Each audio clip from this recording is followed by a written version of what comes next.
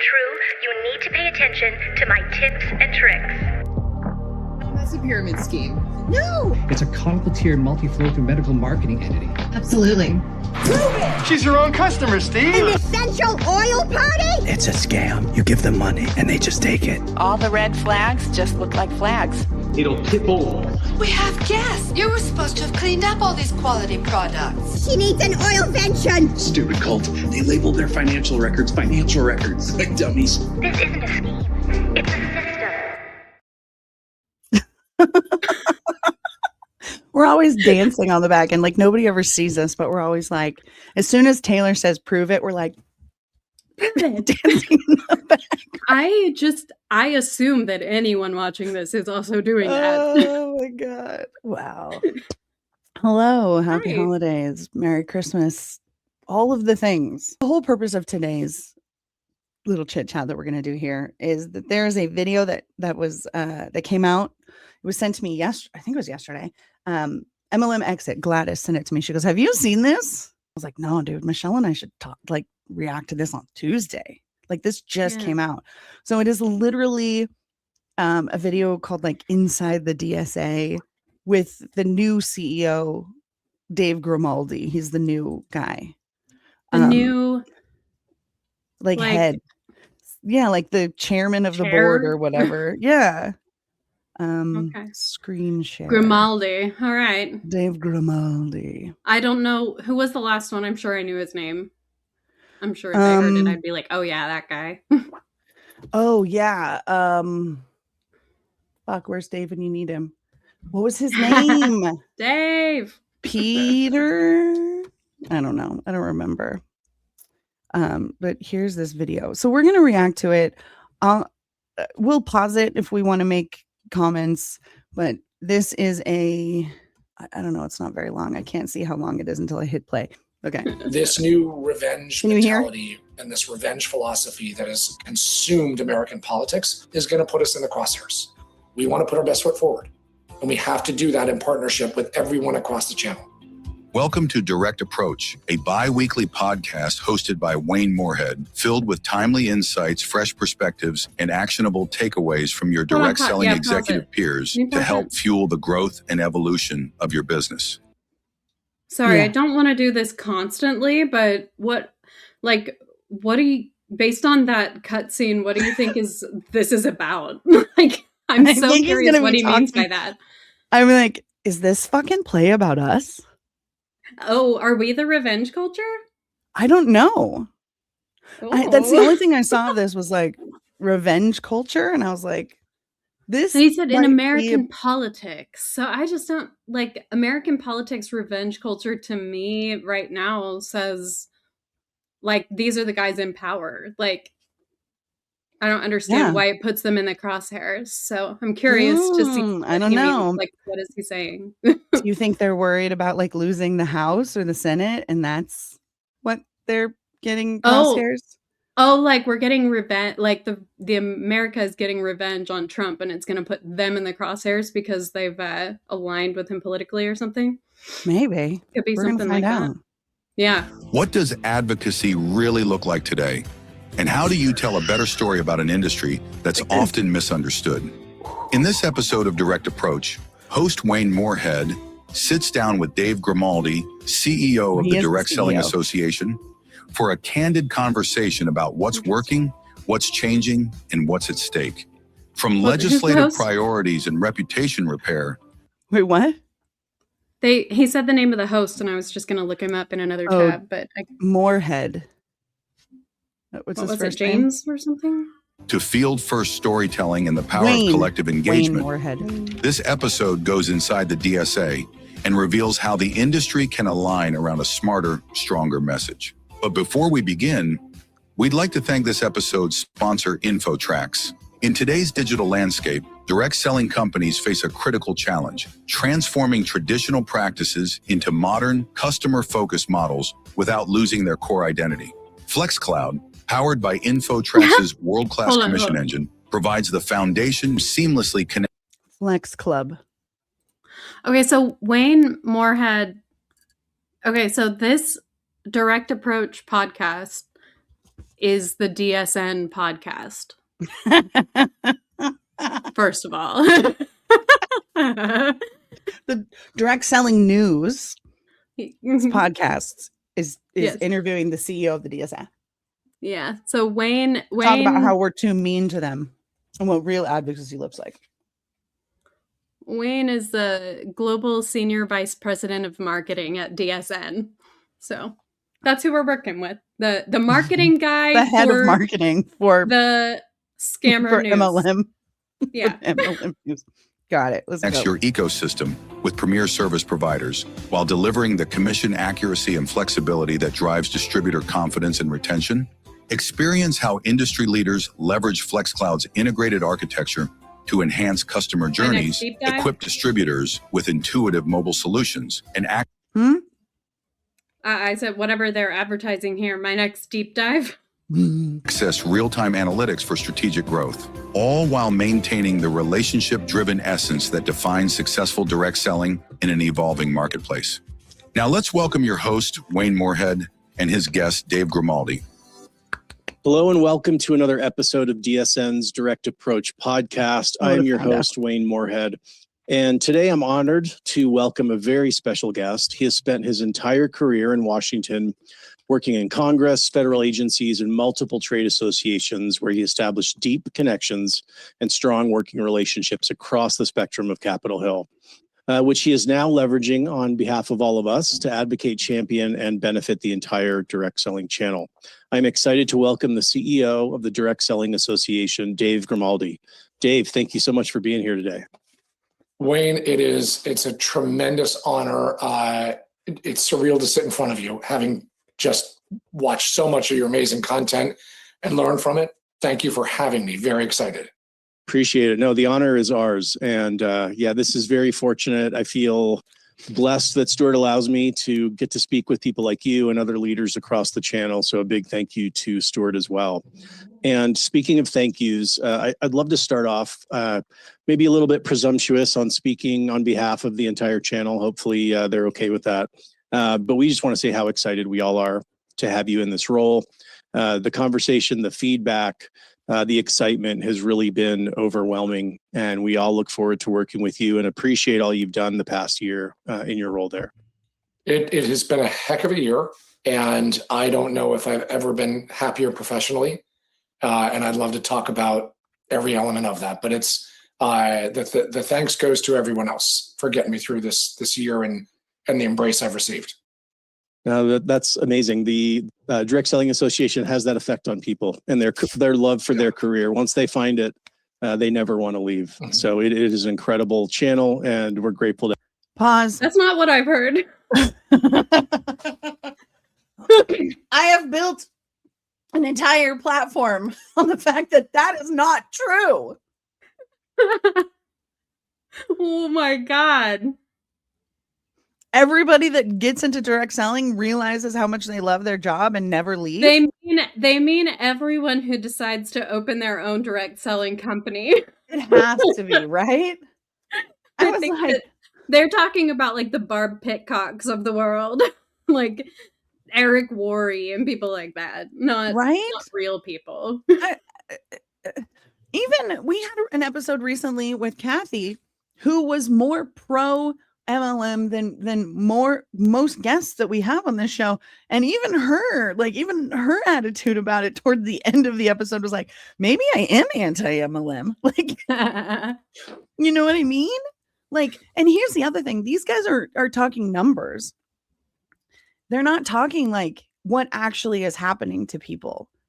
They don't look past, oh, we sold stuff, or, oh, people bought stuff. They don't look past like, oh, but it's sitting in the garage. Like, no one's buying it. No one's consuming it. You're ruining people's lives. Like, they don't look anything past, well, we sold it to a consumer. Like, it's done. Like, we're making a ton of money.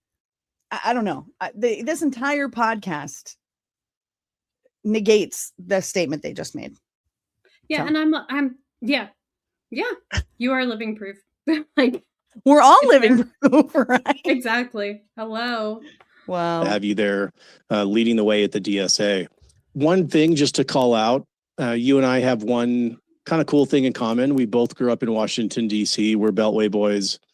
I know you spent your entire career there. My father was with the federal government for 40 years. My mother consulted for various government agencies, and I was really fortunate to meet a lot of the players, both in politics and in the media. And it's a very special place to grow up. Despite all the bipartisanship and complaining, DC is actually a really great place. And complaining. I love this city. Bipartisanship is a bad thing? It occupies every part of me and my... Bipartisanship and complaining, that's bad. Because it gives everybody a voice and a chance. And we don't like that. Why is the complaint? Okay. Also, it must come in real handy to have grown up knowing all of these people who work in the federal government. Right? In your job. It's like, I'm looking for a really effective way to scam people. He's like, oh, MLM. You should get in with the DSA. That's easy. Mm-hmm. DNA. I grew up pretty much in the middle of it, right near the National Cathedral, the Washington National Cathedral, right in the intersection of Wisconsin and Massachusetts Avenues, and just felt the vibes of politics from an early age. Neither of my parents were involved in it, and I'm happy to elaborate on how I stumbled into it as part of my background, because like so much of my life, Wayne, the unexpected surprises just drop in your lap, like with many people, and the canoe is going down the river and it just turns in different directions, and sometimes you can control it and sometimes you can't. I have been fortunate that all of these unexpected doors that opened have led me here to you and to the channel, and I just didn't see it coming. Through so much of my career, I'm happy to expand on any of it because it's a wild ride, but this city has been part of it, and it always will be, and I love it here. And it is amazing where you've ended up in your career, and it seems like a winding road. But to be cliche and quote Steve Jobs, you can only connect the dots looking backwards. And you're definitely where you need to be and where we need you to be. So thank you for ending up there. Absolutely. Again, this year has been so fun. It's been so fun. A lot of stress, but very... You know what else this year has brought us? Bless the broken road. I'm getting big Rascal Flatts Pocahontas vibes from this guy. You know what, though? This has been a really shitty year for MLM. True. How many MLMs closed this year? I'm sure. Well, I'm anxious to dig into this. And after an incredibly successful career where you helped shape policy at the highest levels of government, your direct selling journey has really come full circle. Do you mind sharing a little bit about your first introduction to direct selling and the path that led you here? Absolutely. I developed a love for the movie business, the glamour and the history of Hollywood and everything in between. And my father, God rest his soul, was a lawyer. He was a litigator here in DC. He was a man of not many words, deep love, but not many words. And as a teenager, Never hugged me. And this was back in the days before broadcast TV channels, no cable, no internet. I was a tennis player, so a lot of my time was spent on the tennis court or with friends, and I wasn't around Dad very much, and he worked hard and he worked long hours. But we bonded on Thursday nights at 9:00 over LA Law. And he loved it because of the legal pieces. I loved it because I got to sit with my dad for an hour and watch TV that was on NBC. Do you guys want to guess what the show my dad and I watched like every night together? Can I guess? Yeah. Give me a decade. The 80s, I think. 80s, 90s, like right in that. Actually, no, I don't got it. I don't even have a guess. Murder, She Wrote. Yes, that was my great grandma's stories. Yeah, that's my dad and I watched that every night. And he would always be like, my dad called me Bert, and I'd try to figure out who the killer was. He goes, "Oh, Bert, look at the time. It's too early. It's the red herring. You got to look at the time. The real killer shows up around the 45-minute mark." I was like, oh yeah. So I learned literal like plot procedure for like those kind of shows very young from my dad. which is probably why most shows like I ruin. I'm like, I know who did it. Like, I always try to figure it out before the 45-minute mark to be like, I knew the whole time. Anyway, let's go back to watching. It sounds like you really relate to this guy so far. I do. I mean, him and I are like two peas. Neither of us really realized is that Los Angeles and California was creeping into me. And when it came time to go to college, I said to my parents, I want to go to LA. USC. And it came as a bit of a shock because we didn't know anyone. And I think we literally didn't know anyone west of Pennsylvania. Like we couldn't, if we picked up the phone, we couldn't call someone in California. We didn't know anyone. Most people go away. I applied to UCLA, USC, all of them, Pepperdine, Little Marymount, 10,000 student Jesuit school, was the center of the bullseye. And it's heaven on earth. And it was the 4 greatest years anyone can ever have. So I get out there though, and we don't really have an affordability plan. And I know that I need to work. And I go out and I find a job waiting tables for 3 nights a week. I Tell me this guy didn't sell Amway. None of that was in the plan. And I started to tell my friends and fraternity brothers that it's questionable whether I'm going to be back sophomore year because it's nothing, Wayne. The tuition now is based on the timeline could be Cutco. It was a lot, and I need to get on it. And a friend of mine was selling ACN wireline service back then. You had a phone in your dorm room, wireline phone, and that was it. No cell phones. And because that's what college kids need more than anything. A communications account.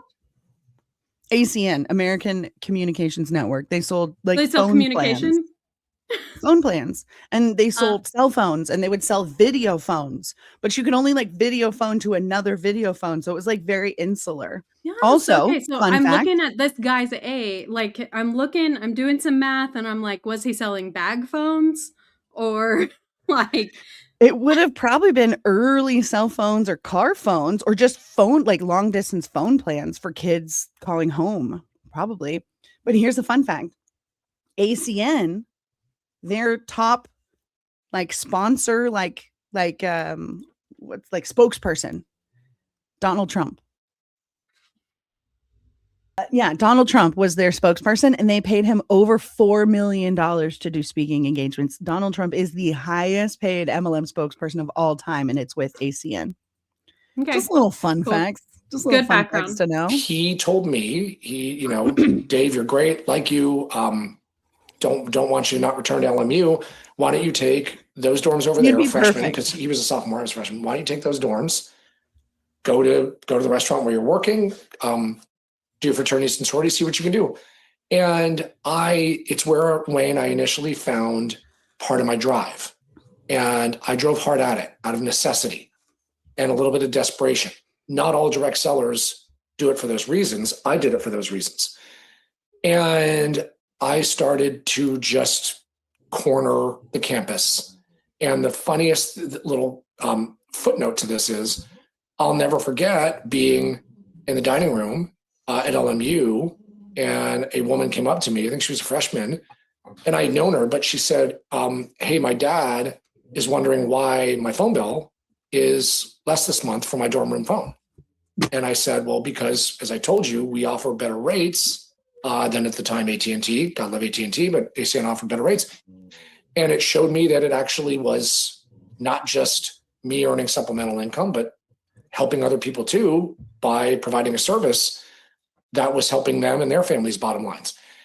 And I loved it. I mean, the funny joke is that a sign was put up on the inside of the doorway of my fraternity house that said ACN free zone, because I became so tenacious. What? It wasn't tenacity. That's a crazy thing to say. He's like, everyone at my college hated me so much that they put up signs that said, bitch, don't show your face here. I was so funny. There is I'm so tenacious. There is a 0% chance that any girl came up to him and said, my dad wants to know why my cell phone bill is lower. Oh my God, my daddy was like, my cell phone bill is lower and you're such a good girl. What did you do different? And I just wanted to bring it to you and say thank you. There's a zero. Never that didn't happened. happen. First of all, Never happened. The sign, I do believe absolutely happened. Absolutely happened. And he's like, you know what's really funny? We all have experienced this kind of persecution in the MLM industry. Fucking what? Yeah. Also, he said, what did he say? His two driving factors, and this isn't what motivates all MLMers, but for me, it was desperation. Okay, no, that's pretty what sure motivates that's everyone. A lot of people that join MLM. So it's like, I need $200 by next month, and they're like, I can help you, and you're like, but it cost me $300 to make $200. Well, you didn't ask about that. ACN free zone. It's like that Garfield meme, right? And it's like no Garfield. And he's like, I wonder who they could be talking about. Oh my God, this is amazing. That's a crazy thing to say. Oh my God. Wild, right? And so dogged that I was just it was noun, verb, they ACN. Were so jealous. And Dave Merriman, tremendous Dave Merriman at ACN is now on my board. And I tell him this stuff all the time. And your board of Merriman. To be, Wayne, as you said, to come full circle and to now be a lead advocate, steal from the poor and an evangelist for the channel and for direct selling. It's just one of these things where you look back and you're like, how does this serendipity happen where I can actually go into a congressional office or go into the White House and say, it's not I'm serendipity. Not just an it's association corruption. head or a It's like, wow, right? It's Citizens right United. Time. It's a fucking scam. Paid lobbyist or a paid communications strategist. I'll go back like a second because he's talking about paid lobbyists. I'm like, you are a paid lobbyist. You're the CEO of paid lobbyists. I think he's saying it's kismet, it's serendipity that I get to be a paid lobbyist. Okay, let's listen. Maybe a sign was put up on the inside of the doorway of my fraternity house that said ACN free zone because I became so tenacious and so dogged that I was just it was noun, verb, ACN. And Dave Merriman, tremendous Dave Merriman at ACN is now on my board. And I tell him this stuff all the time. And to be, Wayne, as you said, to come full circle and to now be a lead advocate, an evangelist for the channel and for direct selling, it's just one of these things where you look back and you're like, how does this serendipity happen where I can actually go into a congressional office or go into the White House and say, I'm not just an association head or a paid lobbyist or a paid communications strategist. I've lived this, and I am not making it up or embellishing or exaggerating when I say the power of the direct selling channel is personal, and it's. I bet he doesn't tell them the part about the sign. Oh yeah, I'm sure not. Also, like, it's wild to me that he's like. If he like, I feel like you have to truly know what this industry is to be able to be a paid lobbyist for it. And the fact that he's just like, it's amazing. It's so great. Now I get to be a paid lobbyist. It's like the fact that this even has paid lobbyists should be a giant red flag. Right? Yeah. Oh my God. Enriching. And there's a lot of really good laws in the books that kind of put some guardrails around how far you can go and how you can't exaggerate. I'm not exaggerating because I got proof. Yeah, thank you for sharing that story. Really inspiring. And again, beautiful that it has come full circle and that you've had that firsthand experience as you're on the Hill advocating for all of us. Can you share a little bit about what you see the main purpose and function of the DSA is?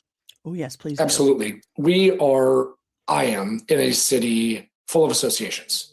And they're tremendous and they move the needle and they advocate on behalf of their member companies. Name something, there's an association, right? The Beer Wholesalers Association, the Sand and Gravel Association, Pharmaceutical Association, Manufacturing Association, Broadcasting Association, the Internet Association. the Blockchain Association from where I came before DSA.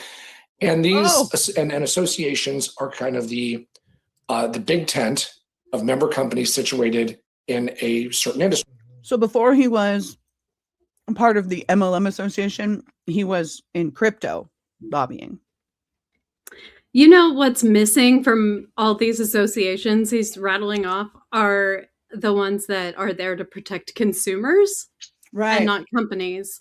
Right. And I wonder why that is. Yeah. All of the ones he's like, we got the Concrete Makers Association, we got the Tar Association, we got the Street Making Association, we've got the Malls of America Association, but there's no Consumer Protection Association because you guys are gunning that. Exactly. It's literally going to become like a caveat emptor, like capitalistic society. And the excuse is going to be like, well, I didn't know. And it's going to be like too fucking tough for you, buddy. That's like the fact that we're taking all the guardrails down is like wild. They're like, if a company is good, there can be guardrails, and that company and the guardrails can exist, like can coexist, no problem. If you're a shitty scam, then obviously you don't want guardrails. Like regulations make things better and easier. Unless you're a piece of shit, I guess. Yeah. Or in a certain ecosystem. Direct Selling Association is over 120 years old, started in New York. Mm-hmm. And we try to achieve consensus among our member companies in front of the federal government and state governments and in state capitals to advance the channel's interests and to protect the channel from onerous policies and legislation, and to work with elected officials to make sure that there are not unintended consequences that they are missing, even if they have well-meaning ideas for why they want to get a law or regulation passed. I feel like he's talking about us. Yeah. It's fascinating. I would like to find some footage of the previous person in his position talking about this several years ago. Like, it would be good to hear like the same answer to the same question. Joe Mariano. Yes, Joseph Mariano. That's his name. Yeah. 1 second, Otto. I would be very interested to see what his answer to this question would have been 4 or 5 years ago, because I bet their outlook is so completely different, and the main reason is probably the culture of anti-MLM organization. Yeah. What's up, baby? We are the first line of defense, but we are also a tremendous amount of offense. If you are in peacetime, I'll be right back. And we're in a little bit of peacetime, we can talk about that right now. We are under a government right now that is very pro-open market and capitalism. It's the time where you can educate, and you're not dealing with a triage fire drill of a bill that's moving quickly through Congress. It's really going to put a dent in your member companies and their bottom lines and their products and services. And the Direct Selling Association seeks to achieve that consensus and to promote the interests of the channel. And some of our members are household names. Some of them are very, very small. So we have distributors, we have suppliers, we have major corporations, and we convene all of our member companies constantly, weekly, almost every day, to make sure they know what's going on in the House of Representatives and in the— Yes, hello. You're muted. Did he just say that there are MLM distributors who are members of the DSA? He was saying, yeah, that there are companies, household names, but also distribusters. Can you join the DSA as just a member, as opposed to just I do want like a lot. I don't know. Like, you have MLMs that are members, but can there be individuals? It has to be a company, but a lot of distributors have LLCs. I just never thought about it. Yeah. The Senate and the Federal Trade Commission and the White House and the Department of Labor, and to find out if, hey, we heard about House Resolution X. It purports to do Y. Can you? He's the one. General Counsel at DSA company. What? He's the one who initiated the form letter. Oh, he is? He's got to be. That was yeah, less he than a has year to be. ago. The form letter that went out where all of them, yeah, like that copied you?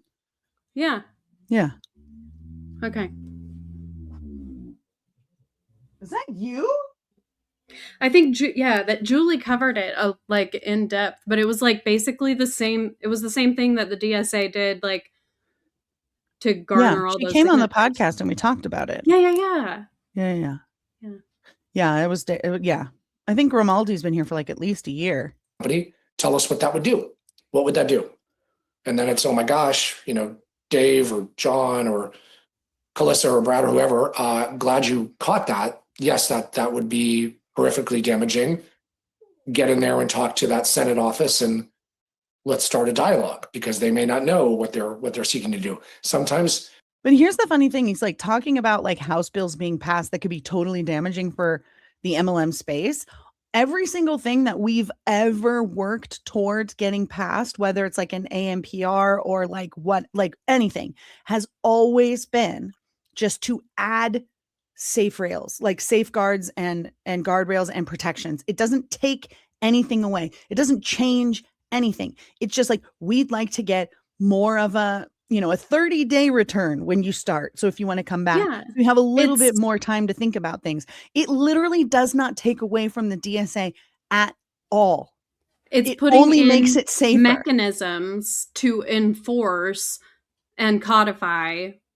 Like it's meant to codify and create mechanisms to enforce the rules that are already there. So if you're following the rules, it will not affect you. Right, exactly. But like, they don't follow their own rules, and they're like, oh, we just need to be like, self-policed. We're doing everything fine.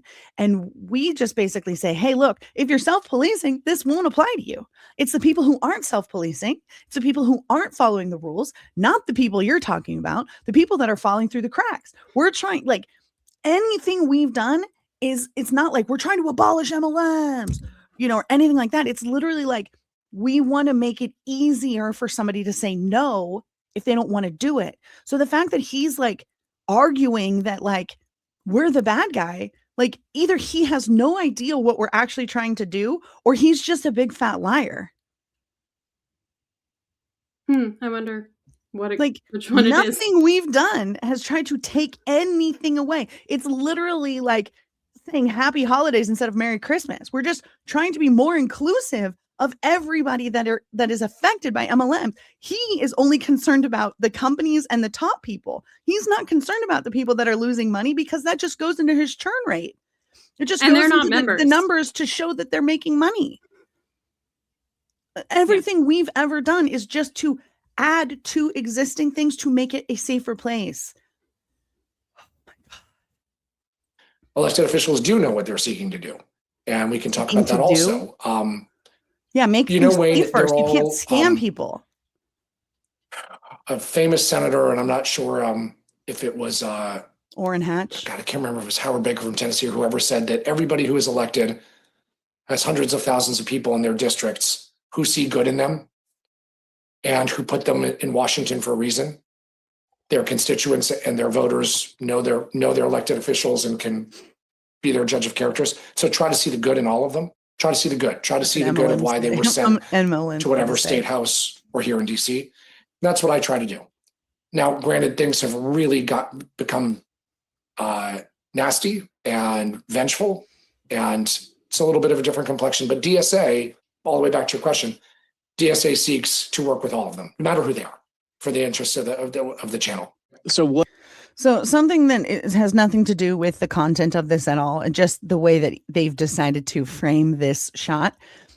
When I'm editing my videos to put on Instagram and whatever, and it's literally just me in the background doing this.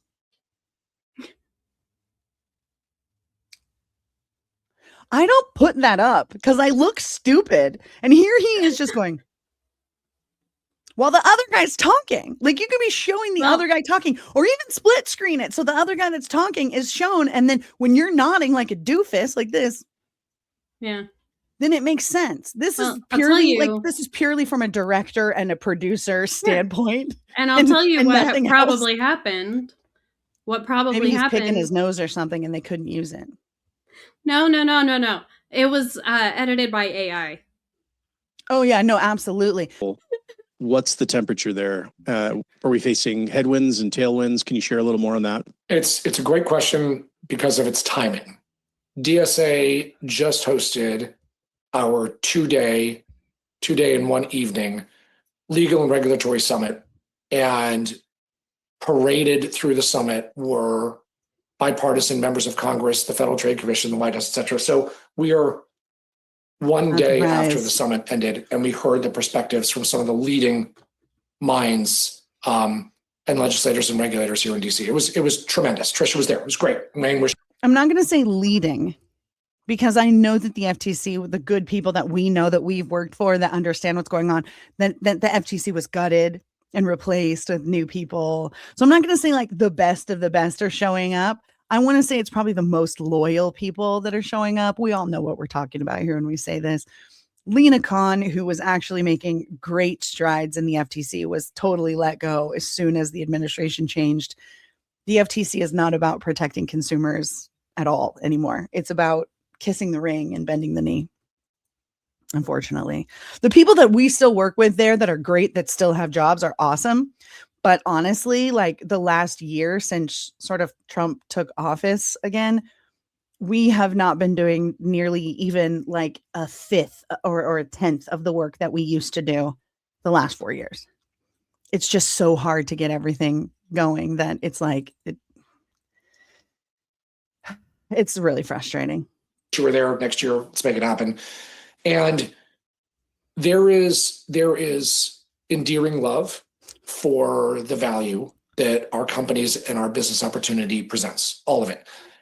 Older members of Congress and older regulators obviously have more of a familiar sense with direct selling. And a lot of them have parents.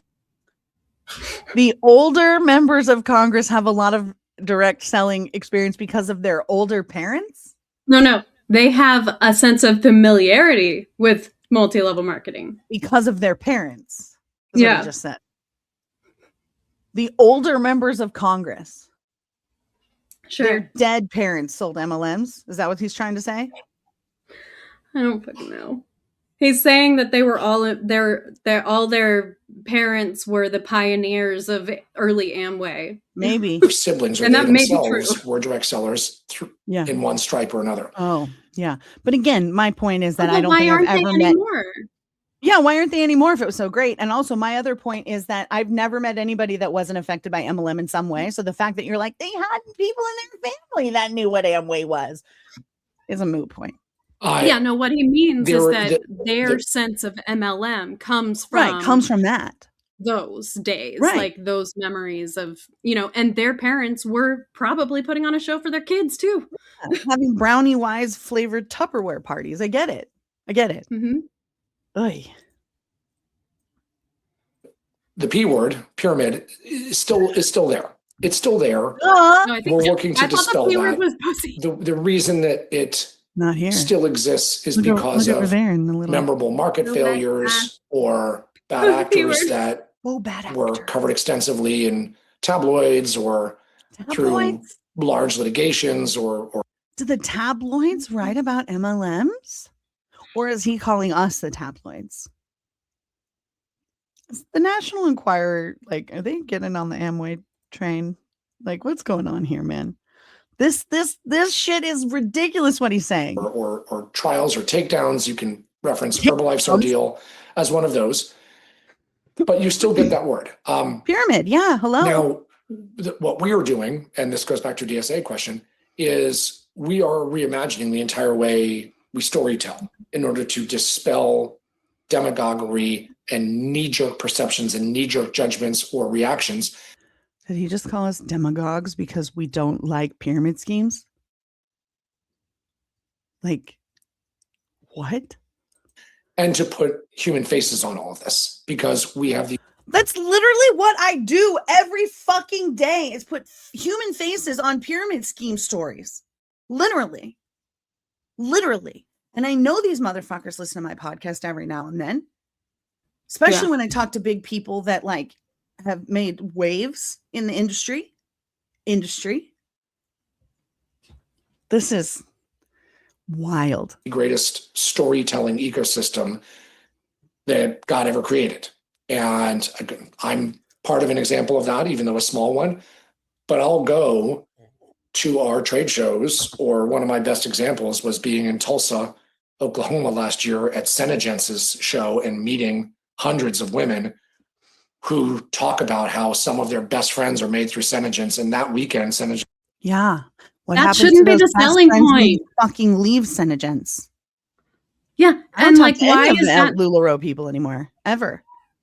why is that the first thing that they say about, shouldn't the first thing they say about it is, I'm so glad that this gives me a comfortable life and I'm able I to have the house keep I a want, roof and over my children's my heads. kids have Well, dance no, lessons. they're in Senegens because of the relationships, not because of the money. Right. Because this is just a hobby. It's not a job. It's just a hobby. The seminar is the weekend they look forward to most out of the year. And there's a sense of. Oh, weird that the giant party where they all leave their families and husbands and all of their responsibilities for 4 days and go get drunk and party with all of their pyramid scheme friends is their favorite part. Having spent all their money. That's their favorite part. Weird when they get awards for nothing. Like, that's their favorite part. Weird. Yeah.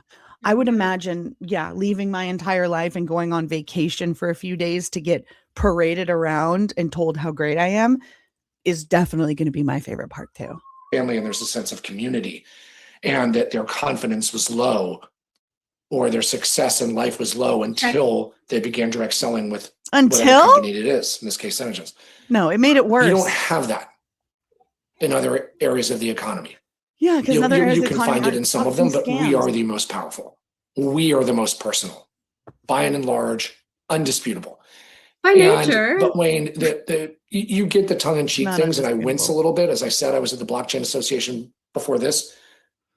We had one of the most legendary criminals in history when the crypto exchange FTX collapsed, and its founder, Sam Bankman-Fried, had funneled $8 billion in consumer deposits into the exchange that he created into.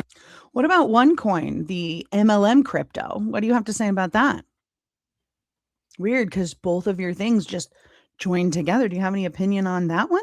His own. Oh, he probably isn't allowed to talk about bank that. Account.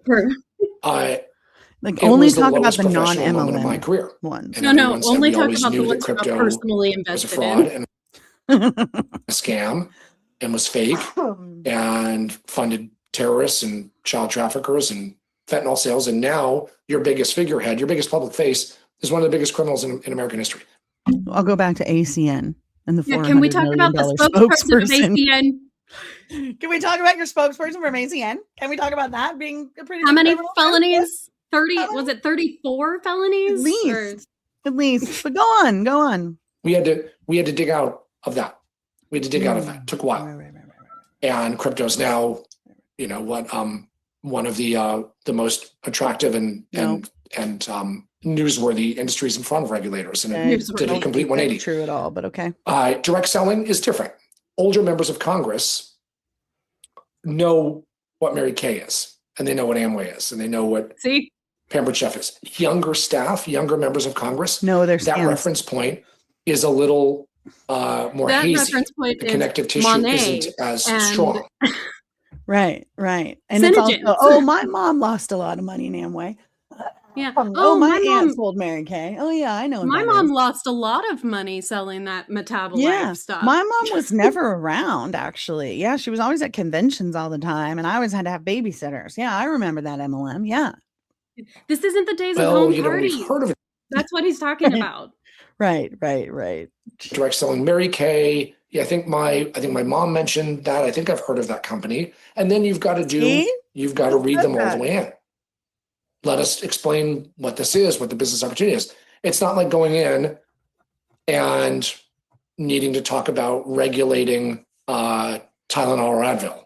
Those are household names. People use them every day. Direct selling, you've got to paint a canvas in a way that starts off favorable amazing it's and not true continues through anymore. But MLM is a household word now, and everybody associates it with something in their head when they hear it. He's living in a different time. Absolutely. As younger members of Congress come in, and staff is always young, you have to do the storytelling in a longer way, and that's where you really need the people behind it to do it. Yeah. So he's like, we need a lot of pro MLM people to convince younger people who think it's a scam that it's not actually a scam and that they actually are the ones that are wrong. And we know what it is. And we're telling you it's very good. Yeah, because they're older and wiser, because that's how. Don't you remember Mary Kay? To talk about what it means to them. So to your question, the perception, we're also enjoying right now a unified Republican Washington with a guy in the White House who is a salesman in every single way, and I love him or hate him, a successful one. That was on what? I just said that's honest, at least. Oh, that's honest, at least. Yeah. Thankfully, and everyone's a Congress Republican. Where the Speaker of the House, Mike Johnson, was an Amway salesman, and I've talked about it with him a number of times. That fucking makes so much sense now. Oh my God. I need to see his pictures from when he was in Amway. Mike Johnson, Amway. Oh, I'm searching it right now. He was an Amway guy. Of course he was. Oh my God. Why doesn't he do it anymore if he was so successful and it was such a great business? Why is he in Congress now? Why is he Speaker of the House? Weird. The AI Gemini says he has no direct affiliation or employment with Amway. Of course. Well, but he does, because this motherfucker just told us. And the Republican Senate loves direct selling. Duh, because they love scams. Hello. Trump University, wasn't that? Wait, which one of no, it was Trump something was the MLM. What was it? What? Didn't he had an MLM. Yeah. But it wasn't Trump University. It was something else, right? Was it the steaks? No, that was just a different failed business. It was like vitamins and stuff. Yeah, it was the Trump Network. Called. Trump Network, that's right. And a lot of their constituents are friends of theirs. So right now, it's a good time. That will change. I have talked about this on Stuart's stage. He's been so gracious and awesome and giving me the opportunity to do that. And I will be in his debt forever. I don't think so. Washington, if there's one guarantee, it's that the pendulum swings back. It just does. And that's a good thing for American democracy, because all voices get to get heard, even though they're 4 years apart or 8 years apart or 12 years apart. The system allows for that. And there are progressive Democrats and progressive lawmakers who are just itching to hang up the giant banner, and for mostly all the right reasons, of consumer protection. Hello, we for are all the an right industry reasons, idiot. That by Democrats is seen as, and I've heard this before, as predatory through certain horrible actors who we abhor and we condemn. But they use that P word, they use the other P word. Okay, but what does it tell you? You literally just talked about the horrible actors and said how great they were. Okay, Mary and Kay what does Amway? What does it tell you about what kind of actor you were in ACN that your fraternity had a sign on the door saying ACN free zone? Right. You're a predator.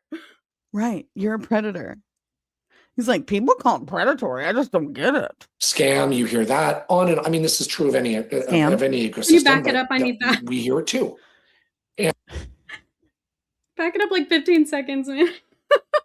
Right? I was like, how do I? Okay. Of consumer protection. We are an industry that by Democrats is seen as, and I've heard this before, as predatory through certain horrible actors who we abhor and we condemn. But they use that P word, they use the other P word, pyramid. Scam, you hear that on and I mean, this is true of any ecosystem, but we hear it too. And when Democrats return to power, and if history has shown one thing, it's that in the midterm elections during a presidential administration, it's a referendum against the president. So voters take out their anger on him. Right now, President Trump's poll numbers are kind of all over the map, but they're not great. And in November of next year, I called it. Polling is showing that Democrats will take either the Senate or the House of That's what I Representatives. said. Maybe even both. Yes, Right now, the we margin both is called crazy. Okay, so I also talked to Mr. F. Anger. I also talked to Mr. F about this because I was like, this is what we're reacting to. And he's busy today. So he was like, oh man, I wish I could be there. But I told him and Hi, he goes, Mr. I F, wonder, I'm sure you'll see he goes, I wonder what they're afraid of. And he goes, I bet it's midterm elections. And he goes, I bet this is an entire fluff piece. And what did he call it? Saber wagging, I think. He's like, they're just saber wagging. Yeah. And I was like, what is that? And he goes, they're just like taking out their sabers and like flinging around. I was like, oh, they're waving their big sticks. He's like, yes, exactly. Saber something. But yeah, probably we were all right. Some other P word. Some other P word. The margins are just a handful of votes in both now. But when that happens, Wayne, it gives the other party the gavels, the control of congressional committees. They set the agendas, they do the oversight. The big, scary O word in DC for corporate America, oversight. No, we have an O word. They will chair those committees that will want to examine the practices. My baloney has a first name. Of different industries and different products, different services, different everything. And when Democrats do that, there is now this revenge element that I've talked about, where it's not just think of a presidential election, right? Think of the revenge, the White House colonnade, the walkway to the West Wing, when the incoming president and the outgoing president walk down that colonnade and they sit in front of the fireplace of the Oval Office and the press is there and they're seeing the outgoing and the incoming president for the first time. And they look at each other, I'm going to collaborate with him because it's only been men. I'm going to collaborate with him. My administration is going to give him whatever he needs. The transition is going to be totally smooth. We're going to ride to the inaugural ceremony together. The last two elections. The last two new presidents. This guy's living in the Bush years. Like he's stuck in 1998 or something. He is doing so much PR, trying to get people to think that we're living in 1970 when this isn't. It's like he's like, it's 2001 and the world is great. Everything's out of the bag already, Grimaldi. America is witnessing a peaceful transition of power. That's all but gone. Yeah, that is all but gone. I was going to be like, excuse me, peaceful transition of power. Does it return? Who knows? But now it's when we take over. Wonder who he blames for that. And take revenge against everyone and everything that benefited under that past White House. We're going to undo it. We're going to reverse it. We're going to indict people. We're going to put people on trial. We're going to impeach people, all of it. So when that pendulum swings. What does he think is happening right now? Next November, which polling right now shows that it will. Yeah, duh. There are industries and companies that Democrats are just itching to go after because they think that they are getting a free ride right now. We are one of them. Duh. Crypto sure as hell is one of them. Absolutely. Pharma is one of them. Absolutely. Right? You think of all of these issues, social or financial, and we right. Why did he just willingly put himself in the same box as Big Pharma and crypto? Like it's literally because he's cool with crypto. Right, but like he's literally naming industries that are like statistically harmful. That the majority of they're harmful, right? They charge too much for prescription meds. Like the insurance industry is a mess. The medical industry is a mess. Crypto is unregulated trading. MLM is unregulated pyramid schemes. Like it's ridiculous. He's literally saying the quiet parts out loud. Putting all of those industries harm people. So of course, consumer protection is going to want to come in and make those industries better. Not really by changing anything, but by adding safety guardrails. What the fuck? being anti-consumer protection is so telling. So weird. It's very much like being against anti-fascism. It's like, do the math. Like, that means that you're against consumers. Right. Like, if you're anti-consumer protection, that means you don't want consumers to be protected. And the only reason you wouldn't want consumers to be protected is because you were intentionally harming them. Why else wouldn't you want people to be protected? Knowingly, whatever you want to call it. Systemically harming them. Systemically. We now need to be laying that groundwork to make sure, going all the way back to your question, that the perception of direct selling inside the Beltway and among the state houses is as good as it can be.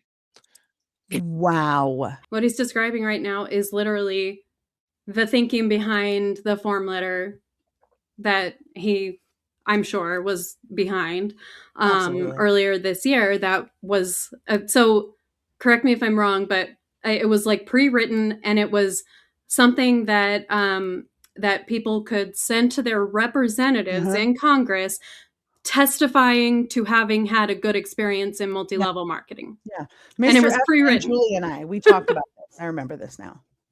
Like they on the show. So that's why so they're working on the narrative. Yeah. And I'm sure that they are also going to be heavily investing, and we should keep track of this, but I bet they will be heavily investing in donating, making donations in Democratic primary campaigns. To make sure that they get the right candidate, because they already see the writing on the wall. Right. Democrats are going to win. Better make sure we get the right ones. They're going to put their. So we're going to see DSA's. We're going to see DSA's contributions to Democrats go through the roof, but it's all going to be for the primaries. And it's all going to be Democrats that we need to be saying, "Hey, this person's inside DSA's pocket." They take DSA money or APAC money, they're not getting a vote. I mean, we could do for the midterms if you want, and you would be one to help me with, and Mr. F can help too. But like, if people want to vote on an anti-MLM ticket, like, these are the people to vote for that are anti-MLM. I just had an idea. I am working on a congressional primary, Democratic primary campaign. My friend Hartzell Gray is running for Congress in Missouri's 4th district. Mr. F's good friend is running for governor of Texas. But that's perfect. So I would be willing to bet money that I don't have that Hartzell would be happy to record a video with me taking a stand on this issue specifically, not just being endorsed by us or whatever. Right. But then, I mean, what if you do what if the podcast does endorsements? Like, you should look into the legality of that. Can you endorse candidates? Like, that would be cool. Yeah. I mean, if I like them, why not? I'm not going to take anybody's money, but yeah. Yeah. I don't know. Also, Advocare tried to be a sponsor of the podcast, and they're not an MLM anymore, but I was like, absolutely not. So just so you know what's happening on the back end, the no's that I say, mostly like telehealth bullshit, like vitamins I would never use in a million years. And then, I mean, when I do vitamins, it's like, it's something that I'm like, oh, I really wanted to try this. So it's very few and far between, but no on mental health, no on like pharmaceutical stuff, and no on MLMs. But yeah, Advocare was like, we'd love to sponsor your show. And I was like, no. I was like, if I even say a little bit, yes, they would definitely want to. I need to step away for just a second. I'll be right back. Okay. I'm going to hit play on this. I'll keep listening. Because these reckonings are really harsh now. It's not like George H.W. Bush to Bill Clinton, or Bill Clinton to George W. Bush, or George W. Bush to Obama, where they're all hugging and it's like, he was great and he's great. We could argue all day. Is the element and the emergence of Donald Trump what did this? Was it Newt Gingrich? Was it Marjorie Taylor Greene? We can argue that stuff all day. Doesn't matter. Social media plays a huge role. Mm-hmm. These guys get likes and they get clicks because they're being more and more provocative. They're being more and more sexy or insulting. That stuff now gets eyeballs. And their social media teams need rage to bait, craft Dave. witty or incendiary tweets, and then all of a sudden their readership goes up. I mean, that's, Wayne, that's the new paradigm. Love it or hate it. I don't love it. Yeah. It's sad, the level of discourse that has been lowered in Washington these days. Wish it was much more collaborative like it was a decade or two ago. Taking a little bit of a step back in looking at the broader economic landscape, you've talked a lot about the importance of independence in this evolving landscape. Can you share more about this and what you feel really sets direct selling apart from other gig or entrepreneurial opportunities? Absolutely. We are embarking on a storytelling campaign where we are going to capture and post and distribute vignettes of direct sellers. It has not existed on DSA's website. It's hard to find them, but it's the secret sauce in every way. And the flexibility that direct selling offers and the success that it offers through that flexibility. What a great idea. They're telling distributor stories? Weird. Telling distributor stories and creating vignettes? Wow, that's like groundbreaking. Should you be flattered? Is unparalleled and it's unchallenged. And yeah, there's a great video. You're talking about me again. That I just saw yesterday. Her name is Serena. I met her at DSA's fly-in where direct sellers converge on DC. We take them all around Capitol Hill, meet with their lawmakers, all of it. Serena's a military spouse, and she knew that she was going to be moving base to base with her husband, but she loved have a story about this too. She sells Shackley. Oh, and she talks about what that flexibility offers her. A story about how that she can too. still stay true and loyal to the people to whom she sells, why she can set her own time, why she can work it in between whatever appointments she has, going to the gym, caring for their children. We've literally done so many episodes on how that independence is target military wives. Part of the beauty of setting your own life. And if you look at other gig companies, you are more beholden to a corporate overlord. If an Uber but can you pay your bills? Compare MLMs to corporate gig, like or an Uber request comes in and you turn it down, who knows what you've missed there? If you can get it back, if you keep turning them down, the algorithm changes on you. The algorithm says, well, we're going to give him or her fewer rides because they're not picking up enough rides. And with direct selling, you don't have any of that. You are your own salesman. I, again, am an example of this from my time in college with ACN. And that flexibility is also part of American grit and entrepreneurialism. And it's your own steam. Can you pause it? Can we look at a little deeper at that Uber comparison? Because, okay, so he's saying it's different. They're trying. But hold on. They've been trying to lump MLM and gig economy together for years. Yeah. This is him just creating more of that. Okay, so keep going. Well, now they're trying to separate. He's trying to come up with a way to separate it and say that MLM is better than gig work or corporate work. And in this Uber example, he's saying if you are just sitting there and not picking up these, like Uber will send you, ride requests. And if you say, no, I don't want to do that one. No, I don't want to do that one. They're going to hold back ride requests from you and you're going to end up with less work. So what he's saying in this metaphor, like the company isn't even giving the rides at all. So he's saying like, isn't it better if they just have to find people who need rides themselves, because then no corporate overlord can like restrict who they're giving rides to. So they don't even need the app at all. I mean, this metaphor would only work if each MLM company were providing hot leads for everyone. Which they don't. And they don't. No. Yeah. You're not getting free leads when you join Mary Kay of like, I opened up my Mary Kay app and there was 40 different people who wanted stuff. And I helped 6 of them because I had that on hand. Yeah. And I just didn't feel like working that day. So next time they sent me fewer leads. No, that's not how it works. That's how Uber works. Don't you have to log into your Uber account or your Lyft account to even get stuff? It's not like you're like sleeping and they're sending you, hey, somebody needs a ride. Like you're actively saying, hey, I have a few hours to take rides. I'm going to turn my app on and they're going to send me things, right? Mm-hmm. Yeah. It doesn't just randomly send you things and say, oh, you didn't answer. Well, you're not going to get another one. Like, they're not punishing you for like not doing your chores on time. So why would you have the app open if you're not able to take rides anyway? I understand being like, oh, my car, like, I don't want to go to that part of town and saying no. But like, at the same time, like, turn the app off then. Just be like, I'm going to refresh this. I don't want to do this. I don't want to deny rides. So I'm just going to turn the app off and log out. Like, I don't know how it works.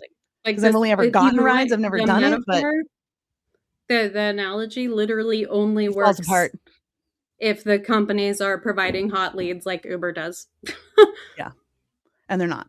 Also, you are selling things, and I've been to, I don't know how many of DSA's company headquarters, and I've walked, I don't know how many factory floors, and I could do it every day. It's just such a fulfilling and an amazing experience. We are making America and the world healthier and prettier and happier and more fit in so many different categories because of what we offer and sell and what our field offers and sells.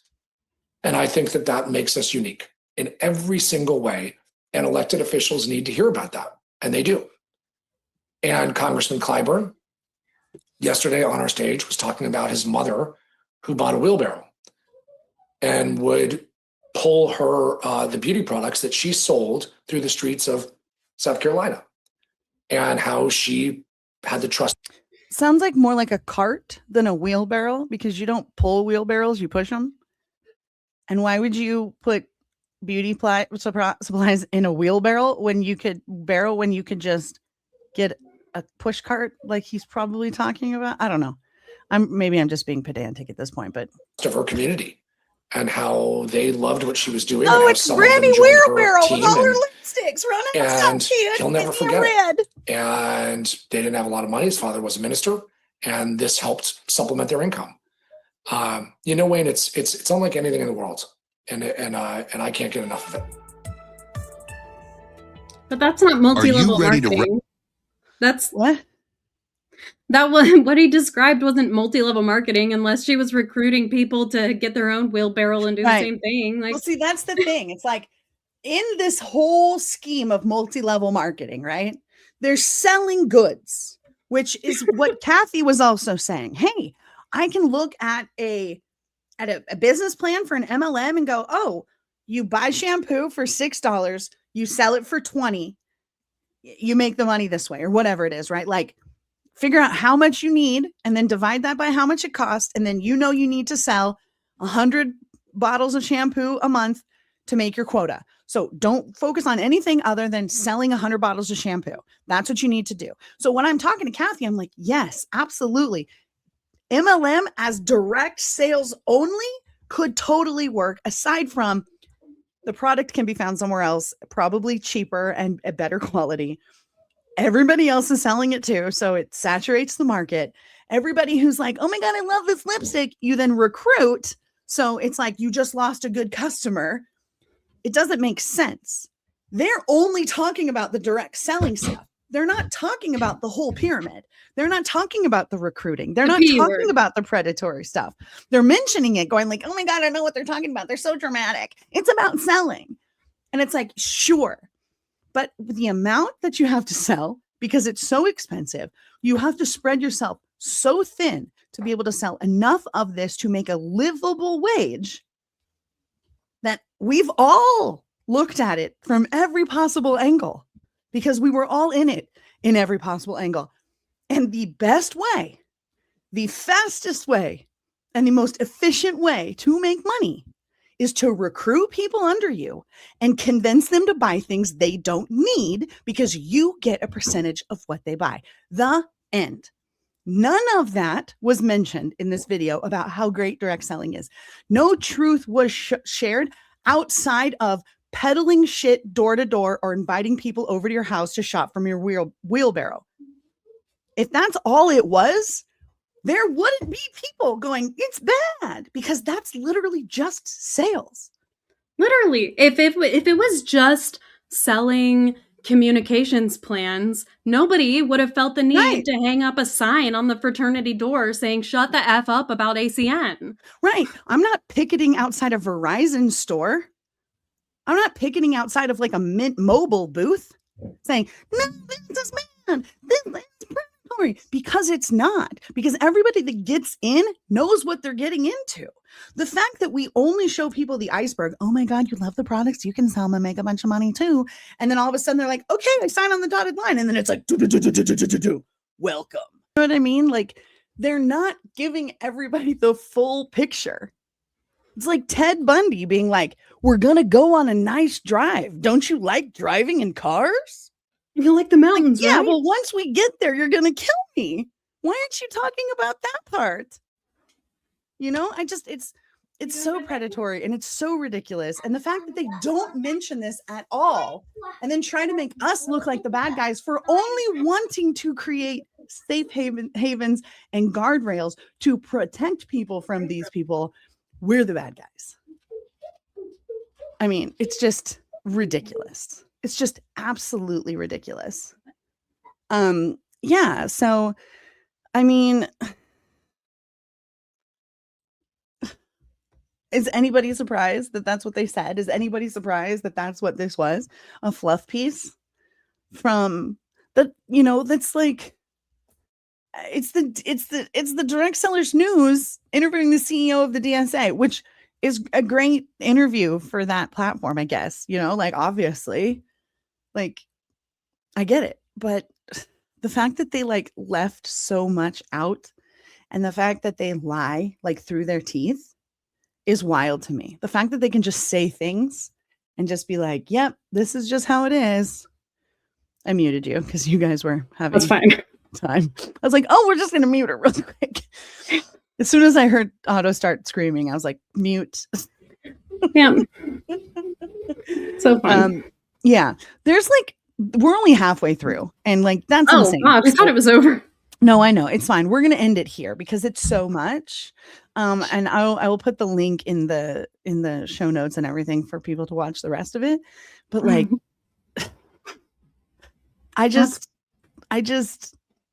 this whole podcast looks ridiculous to me. It's a DSN podcast. Yeah. Well, and I figured out who Stuart was. It's Stuart Johnson, founder and CEO of DSN.